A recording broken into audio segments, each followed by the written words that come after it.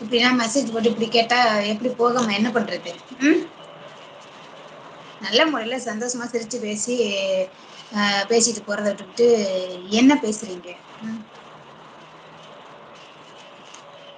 இன்னும் 50 வருஷமா எல்லாரும் நம்ம வாழ போறோம் இந்த மண்ணுல, இந்த உலகத்துல. ம்.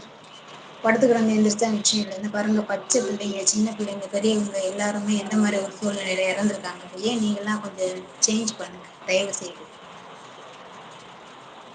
தவறான கமெண்ட்ஸ் பண்ணாதீங்க.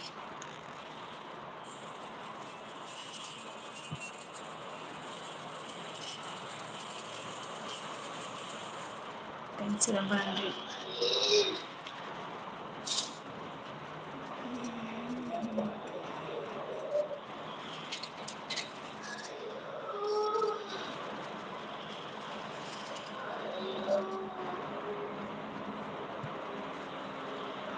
இல்லை சாமி, என்கிட்டயே கொஞ்சம் தான் சாமி இருக்குது. இப்பெல்லாம் கேட்காதீங்க ப்ளீஸ்.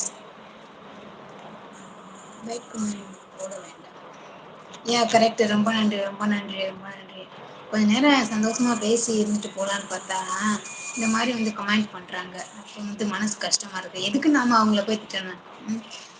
அதனால நம்ம போயிடுவோம். உங்களுக்கு அழகா இருக்கு, ரொம்ப நன்றி. போகும்போது கொண்டு போக போறோம். கரெக்ட், உண்மைதான். என்னத்தை கொண்டு போக போறோம்? இது சந்தோஷமா சாப்பிட்டீங்களா? என்ன பண்றீங்க? எங்க இருக்கிறீங்க?